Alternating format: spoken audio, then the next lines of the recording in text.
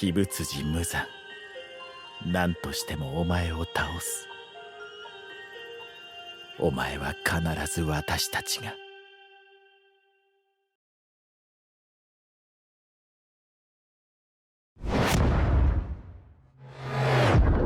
귀멸의 칼날에 등장하는 혈귀를 잡기 위해 조직된 단체를 뜻하는 말.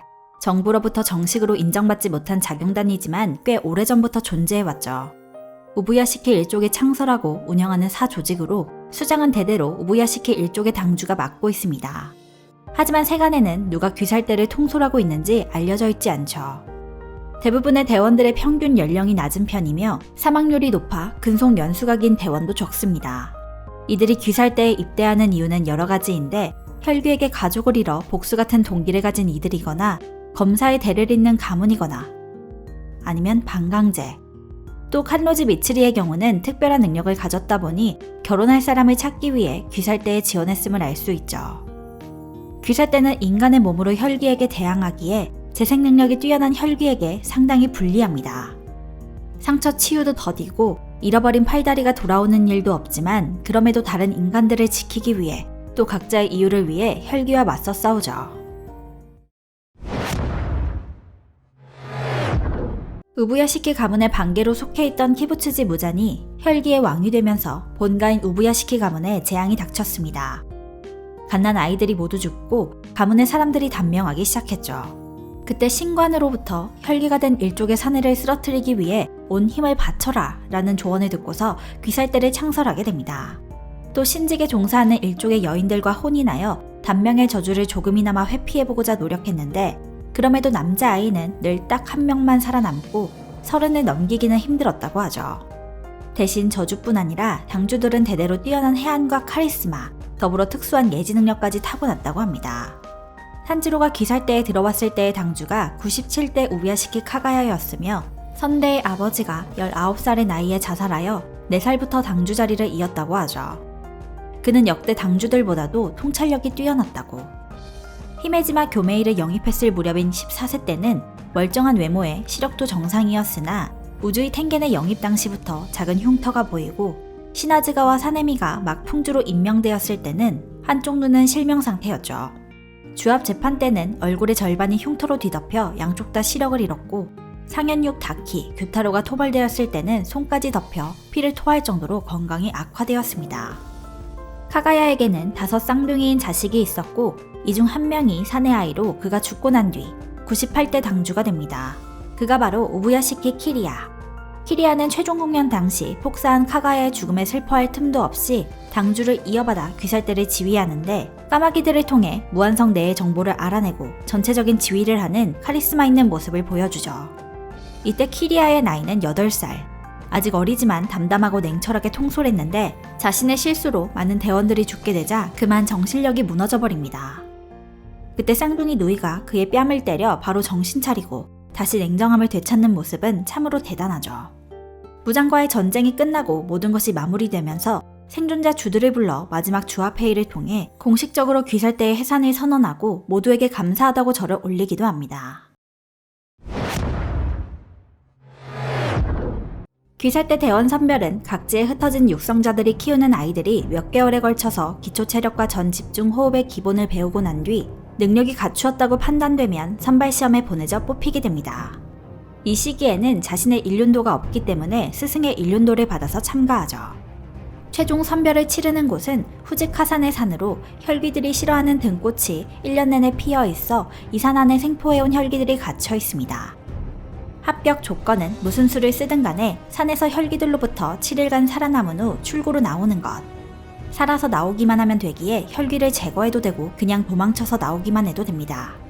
시험에 사용되는 혈귀들은 그동안 귀살대가 생포한 것들로 일반적으로 사람을 거의 잡아먹지 못해 약한 개체들이지만 오래 살아남아 계속 응시자를 잡아먹고서 강해진 놈도 하나 있긴 했죠.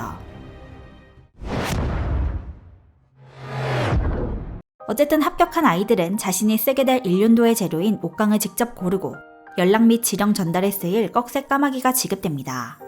그런데 여기도 예외가 존재하긴 하는데 제니츠만이 까마귀가 아닌 참새를 받았죠.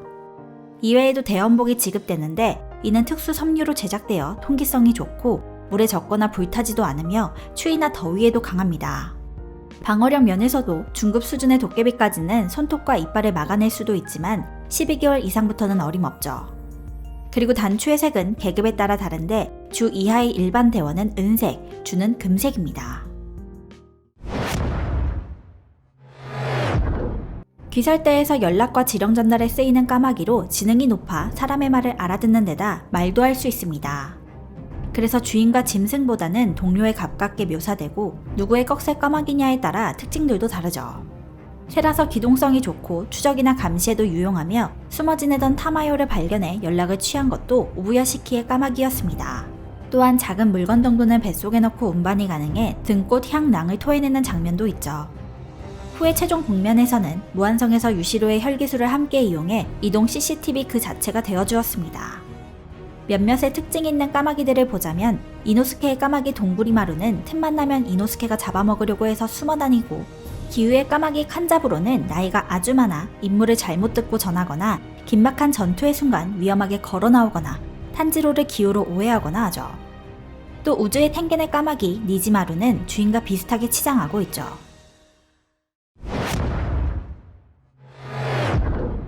혈기를 사냥하기 위한 주요 무기로 태양빛을 흡수하는 철로 만든 칼입니다. 1년 내내 햇빛이 내리쬐는 요오코산의 햇볕을 흡수한 흑진홍 사철과 흑진홍 광석이 재료이며 만드는 데에는 이르면 열흘 해서 늦으면 보름까지 걸리죠. 일륜도를 만드는 도공들은 귀중한 사람들로 도공마을은 철저하게 숨겨져 있으며 가는 길의 순서도 안내하는 은대원들도 빈번하게 바꾸며 은닉시켜 두었습니다. 일륜도를 잡으면 그 사람에게 특화된 호흡에 따라 색이 변하는데 변하지 않으면 재능이 없다는 뜻, 그래서 변하지 않으면 귀살대를 그만두거나 은이 되는 듯하죠. 시초 해의 호흡은 칠흑색, 시작의 호흡 중 화염의 호흡은 적색의 불꽃무늬, 물의 호흡은 청색, 번개의 호흡은 황색의 번개무늬, 바위의 호흡은 회색, 바람의 호흡은 녹색의 톱니무늬, 달의 호흡은 자색, 파생된 호흡 중 사랑의 호흡은 벚꽃색, 꽃의 호흡은 연분홍색, 벌레의 호흡은 회색에 가까운 푸른색, 뱀의 호흡은 청자색, 소리의 호흡은 주황색, 안개의 호흡은 백색, 짐승의 호흡은 청회색을 띠고 있습니다. 색상에 따라 어느 호흡을 익히면 좋을지 참고가 되며 만일 어느 계파에도 해당되지 않는다면 비슷한 계파를 익히거나 실력을 더 쌓아 아예 파생 호흡을 만들게 되죠. 색이 변하는 것은 처음뿐이며 이미 색이 변한 검은 다른 검사가 잡아도 변하지 않습니다. 탄지로의 흑색은 거의 보지 못했다고 하는 색이며 랭고쿠와의 대화에서도 흑도의 검객은 주가 된 적이 없다는 정보도 알 수 있죠. 하지만 이후 흑색이 시작의 호흡인 해의 호흡의 색이라는 점과 요리이치와의 만남 이후 무장과 코쿠시보가 미친듯이 해의 호흡에 재능이 있는 흑도를 가진 검사를 다 숙청했다는 사실이 밝혀집니다. 일륜도만이 혈기의 급소인 목을 베어 아예 소멸시키는 것이 가능하고 기본적으로 태양의 힘을 지니고 있어 혈기를 태우는 특성도 존재하죠.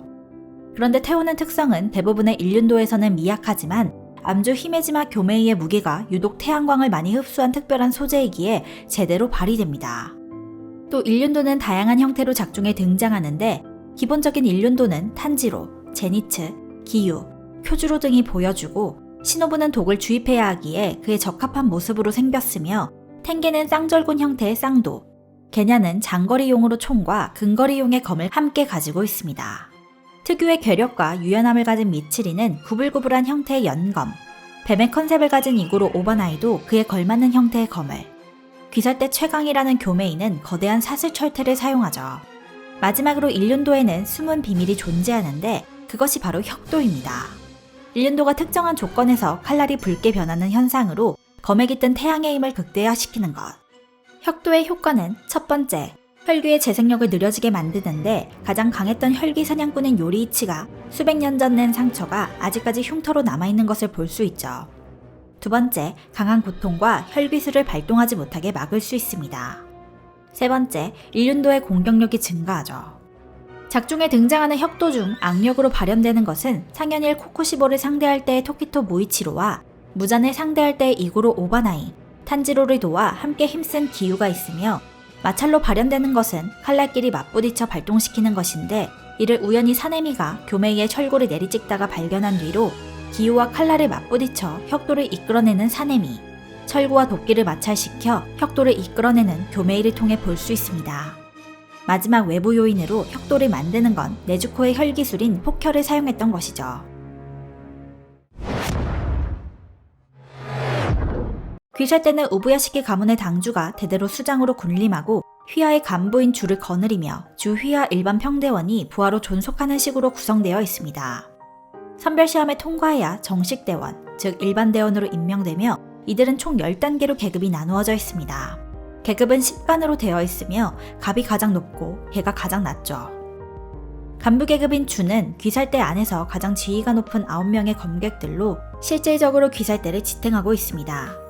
작중에 등장하는 주들은 염주 랭고쿠 쿄주로, 음주 우주이 텐겐, 연주 칼로지 미츠리, 암주 히메지마 교메이, 하주 토키토 무이치로, 사주 이구로 오바나이, 수주 토미오카 기유, 충주 코초 시노부, 풍주 시나즈가와 사네미이며 전주로 등장하는 사람은 화주 코초 카나에, 수주 우로코다키 사콘지, 명주 쿠아지마 지고로, 염주 랭고쿠 신주로가 있죠. 이들의 이명은 사용하는 호흡법에 따라 정해지는 것이며 항상 인재가 있지 않아 자리가 정해져 있지 않습니다. 그리고 각기 주가 되는 순서가 다르긴 하지만 늦게 들어왔다고 해서 서열에서 밀리는 것이 아니고 능력을 인정받아 주가 되면 동등한 위치가 되어 딱히 큰 텃세라고 보여지는 것은 없죠. 이들의 승급 조건은 혈기를 50마리 토벌하거나 12개월을 토벌하는 것으로 상대적으로 전자가 쉬워 보이나 계급이 오를수록 더 어려운 임무를 부여받기에 이것도 쉽지 않다고 합니다. 그리고 보통 12개월은 하연을 토벌하고서 승격된다고 하며 전임 주의 사후, 그의 추구코가 갑급일 경우 승급된다고 하죠. 보통 빠르면 2년, 길면 5년 정도 걸린다고 하는데 작중 시점의 주들이 시작 세대 다음 가는 황금 세대라고 묘사되다 보니 음주 우주이 텐게는 4년 이내, 암주 교메이는 1년, 특히 체질을 가진 연주 미츠리는 6개월 이내, 하주 무이치로는 2개월 만에 주가 되었다고 합니다. 일부 주들은 대원들 중 소질 있는 아이들을 추구코로 삼아서 육성하는데 추구코는 주가 사망하거나 은퇴했을 때 주에 걸맞는 실적을 가진 갑급의 추구코가 있다면 바로 승격하죠. 하지만 작중 시점의 주들은 뛰어나긴 하나 유별난 경우가 많아 추구코가 거의 없습니다. 주들의 강함은 하연 정도는 쉽게 토벌할 정도로 묘사되는데 수주 기유는 실질적인 하연 최강자 중 하나인 루이를 순식간에 토벌했고 하주 무이치로는 상현인 교코를 상대로 반점을 각성한 뒤 1대1로 잡았습니다. 또 이들보다 강한 풍주 사네미와 암주 교메이의 경우에는 상현 1과도 잠시나마 맞대결이 가능했죠. 귀살대에는 은이라는 사후처리 부대가 있습니다. 이들은 귀살대를 지원하거나 전투 후 뒤처리를 도맡는 보조인원들로 부상으로 은퇴한 대원이나 선별시험에 응시하지 못한 후보생들이 공헌하고 싶은 경우 또 호흡에 재능이 없어 일륜도의 색이 변하지 않은 경우에 속하게 된다고 하죠.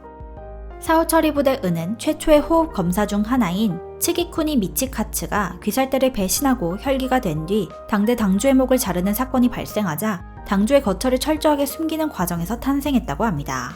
그러한 모습이 도곡마을로 향할 때 자세하게 묘사되었죠. 원래는 전투 업무에 나서지 않으나 최종 국면 당시 보조하려는 무잔을 목숨 걸고 막아서는 모습도 보여주죠. 이때 당주가 그러지 말라고 명령했음에도 더 이상 싸울 수 없는 주들을 대신해 뛰어든 것. 귀살대의 검사를 키워내는 사람으로 개중에는 전 주였던 사람도 있으며 작중에는 토미오카 기유, 카마도 탄지로, 사비토, 마코모를 길러낸 우로코다키 사콘지와 아가츠마 제니츠, 카이가쿠를 길러낸 쿠아즈마 지고로가 나옵니다.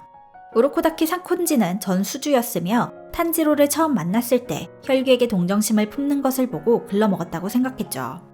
이후 함정이 가득한 산을 하산하는 데 성공한 탄지로를 인정해 1년 동안 훈련시켜 최종 선별에 보냈었고 그곳에서 사콘지에게 원한이 깊어 늘 그의 제자를 죽여왔던 혈기를 탄지로가 제거하기도 했습니다. 무사히 돌아온 탄지로를 보고 잘 돌아와 주었다고 눈물을 흘리는 것을 보면 자신의 제자들이 늘 죽었기에 이에 마음의 짐이 있었음을 묘사하죠. 전대 주였으며 육성자를 담당하고 있기에 귀살대로부터 봉급을 받고 있지만 본인은 그 돈을 쓰지 않고 자급자족하며 저축했던 돈들은 탄지로를 위해 사용했다고 합니다. 훈련을 위해 준비한 많은 함정들과 영양가 있는 음식들, 의복 등 필요한 물품들을 사용했죠. 쿠와지마 지고루는 전 명주로 35세 때 전투 도중 오른쪽 다리를 잃어 번개의 호흡 특성상 다리를 집중적으로 강화하여 빠르게 이동하는 전투를 구사하다 보니 어쩔 수 없이 은퇴하였으며 제자로는 제니츠와 카이가쿠를 두었죠. 유리멘탈에 징징거리기만 하는 제니츠를 끝까지 포기하지 않고 이끌어 주었으며 제니츠가 번개의 호흡 총 6형 중 제1형 병력 일선밖에 못 썼지만 하나라도 극한으로 갈고 닦으라 충고하였습니다. 또 그의 다른 제자 카이가쿠는 제1형 병력 일선만 못 쓰기도 했죠. 조금씩 모자란 제자들이지만 그는 두 제자를 평등하게 대우했는데 결국 카이가쿠가 귀살대를 배신하고서 혈기가 되면서 육성자로서 또 번개의 호흡의 책임자로서 자책을 느끼며 스스로 배를 갈라 죽고 맙니다. 이 소식을 듣게 된 제니츠의 표정이 180도 바뀌는 장면이 있죠.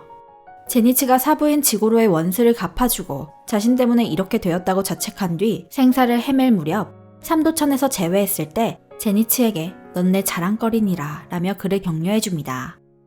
이후 모든 싸움이 끝난 뒤 그의 유골은 제니츠가 챙겨 탄지론의 가족들의 무덤 곁에 함께 묻어주었죠. 말 그대로 귀살대의 무기인 일륜도를 만드는 사람들로 일륜도가 없으면 혈기를 이기기 힘들기 때문에 혈기들이 눈에 불을 켜고 이들과 근거지를 찾고 있습니다. 그렇기에 이들은 아무도 모르는 산속 오지에 마을을 지어 살고 있으며 마을에 가는 방법도 귀살대 안에서 극소수만 알고 있죠. 이들은 검에 대한 집념과 애정이 강해 칼을 망가뜨려 다시 제작해야 하면 죽일 듯이 덤벼드는 모습도 종종 보이는데 도공마을의 촌장은 검이 쉽게 망가지는 것은 그만큼 도공이 제대로 만들지 못한 것이라고 말했습니다. 또 이들은 정체를 숨기기 위해서 저마다 이상한 가면을 쓰고 다니며 이름은 철과 관련된 단어가 들어가죠. 귀메르 칼날에 나오는 기술로 귀살대가 혈기 사냥을 목적으로 사용하는 호흡법과 전투 기술입니다. 이는 온몸의 혈액순환과 심장 고동을 촉진시켜 인간의 몸을 혈기처럼 강하게 만드는 것으로 필연적으로 혈기보다 약한 인간이 그들과 맞서기 위해 필요한 기술이죠. 기원은 츠기쿠니 요리이치가 타고난 호흡법을 귀살대의 검사들이 사용했던 도술에 결합한 것이며 이 시기를 기점으로 귀살대가 크게 성장했고 기본 5대 계파를 비롯한 주류 호흡법들도 이때 생겨났습니다. 이 기술은 결국 호흡이 근간이기에 수행 과정 중에서도 폐활량을 중요시하여 탄지로는 카나오가 했었다는 표주박 불어서 깨트리기 훈련도 수행했었죠. 호흡을 이용하면 여러 가지 효과를 낼 수 있는데 첫째, 신체의 통제. 신체의 온갖 흐름과 작용을 인식하고 통제함으로써 지혈, 절단 부위의 압박 고정 등과 같은 컨트롤이 가능해지며 뒤에 후술하게 될 내비치는 세계에 다다를 수 있습니다. 둘째, 신체 능력의 극대화. 신체의 통제로 인해 신체 능력을 향상시킬 수 있으며 이를 어떠한 형에 특화시키면 특정 동작을 더 극대화시킬 수 있죠. 이를 잘 보여주는 것이 하체를 강화해 스피드를 극한으로 올리는 번개의 호흡입니다. 셋째, 감각 극대화. 꽃의 호흡 종형 피안주화를 이용해 동체 시력을 극대화시키기도 하고 짐승의 호흡 공간 식각을 이용해 촉각을 극대화할 수도 있습니다. 전 집중 호흡을 더 단련하면 기술을 쓸 때만 사용하는 것이 아닌 일상생활에서 심지어 수면 중에도 실시할 수 있는데 이를 전집중 상중이라고 하죠. 상위 계급으로 가기 위해서는 전집중 상중은 기본이며 습득하는 것 자체가 쉽지 않지만 이루어낸다면 기초 체력을 비롯해 호흡의 숙련도가 크게 올라갑니다. 전집중 호흡에는 여러 계파가 존재하는데 모든 호흡의 근간은 해의 호흡이며 화염, 물, 번개, 바위, 바람 이렇게 5개의 호흡이 기본 호흡이죠. 여기서 다시 뱀, 소리, 안개, 꽃 등의 호흡이 파생되었고 개개인이 타고난 신체적 조건, 성정, 적성 등으로 나누어집니다. 보통 물의 호흡은 쉽기 때문에 처음으로 익히는 경우가 많다고 하며 해의 호흡과 물의 호흡을 둘 다 익힌 탄지로는 물의 호흡 쪽은 제대로 사용할 수 없음에도 불구하고 방어력은 물의 호흡이 해의 호흡보다 위라고 평가하죠.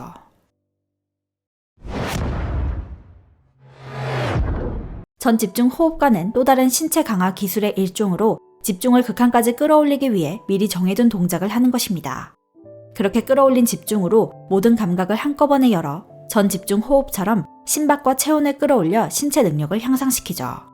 교메이와 게냐의 경우는 연부를 외우는 방식으로 사용하지만 숙련자라면 동작 없이 기억만을 떠올려 집중을 끌어올릴 수 있습니다. 게냐의 경우 분노와 고통의 기억을, 교메이의 경우는 처음 혈기를 만나 모든 걸 잃은 기억을 떠올린다고 하죠. 이 반복 동작의 교육자가 교메이였는데 워낙 가르치는데 서투르다 보니 아예 가르쳐주질 않아 지나가던 게냐가 탄지로에게 가르쳐줬습니다. 전 집중호흡 사용자에게 발현하는 증상으로 호흡의 시초인 츠기쿠니 요리이치 몸에 있었다는 타오르는 듯한 반점을 말하죠. 반점을 발현한 자는 아자모노라고 불리며 기록이 많이 남아있지 않아 역대 염주를 맡아온 랭고쿠 가문에서는 그저 선천적으로 붉은 반점이 있는 인물이 해의 호흡의 적합자라고 전해졌다고 합니다. 작중 시점에서 탄지로에게 발현된 뒤 이에 영향을 받듯 무이치로와 미치리에게까지 반점이 발현되면서 이에 주목하기 시작하죠. 반점의 효과는 기본적으로 신체 능력이 향상되며 호흡 기술의 정밀도가 높아지고 상처 회복 속도도 빨라집니다. 또 독에 대한 내성도 높아지며 반점을 가진 자를 중심으로 발현이 퍼지는 공명 효과도 있죠. 반점의 발현 조건은 선천적 타고남, 다른 반점의 공명, 그리고 높은 심박수와 체온을 견디고 살아남는 것으로 묘사됩니다. 하지만 뛰어난 반점의 효과에 반대되는 커다란 부작용이 존재합니다. 반점이 발현된 자는 예외 없이 25세가 되기도 전에 사망한다는 것. 그러나 예외가 한 명 존재하죠. 바로 츠기쿠니 요리이치.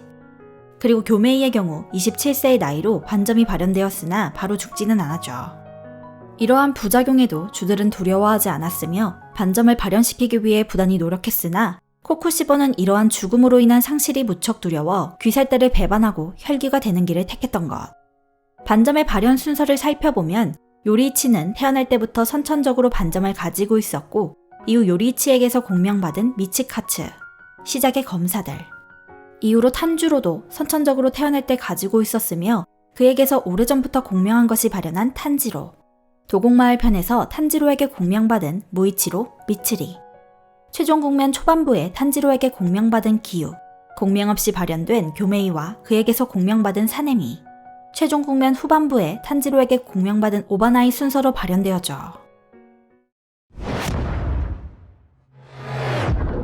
아카자가 무의 최고의 경지라 정의하고 추구해 온 것으로 이것은 전 집중 호흡의 연장으로 습득이 가능하며 호흡을 쓰지 않는 아카자는 독자적인 무술을 연마해 다다르고자 했습니다.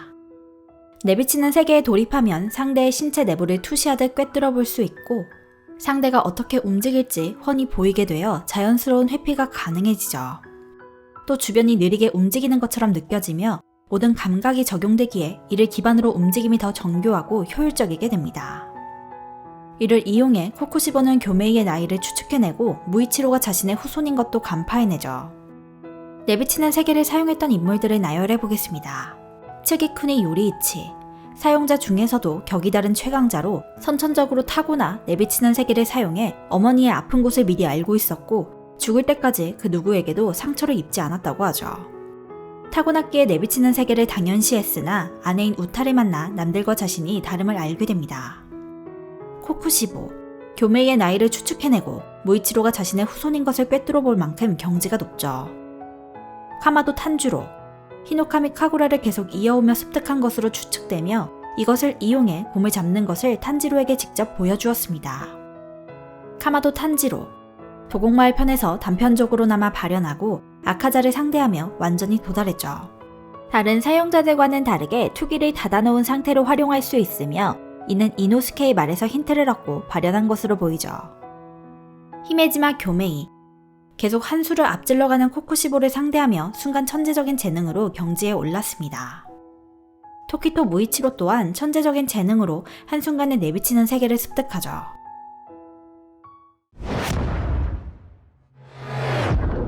마침내 97대 당주 우부야시키 카가야의 자폭과 뒤를 이은 우부야시키 키리아의 지휘 아래 귀살대 황금시대 주역들이 키부츠지 무잔 토벌에 성공합니다. 물론 끈질기게 탄지로에게 들러붙어 발악을 해보지만 탄지로가 다시 인간이 되면서 정말로 무잔은 패배하고 귀살대는 완전한 승리를 거머쥐죠. 그리하여 천년의 싸움은 끝을 맞이하고 유시로와 차차마루를 제외하면 혈기가 일체 존재하지 않는 세계가 되어 98대 당주 우부야시키 키리아의 선언으로 공식적으로 해체합니다.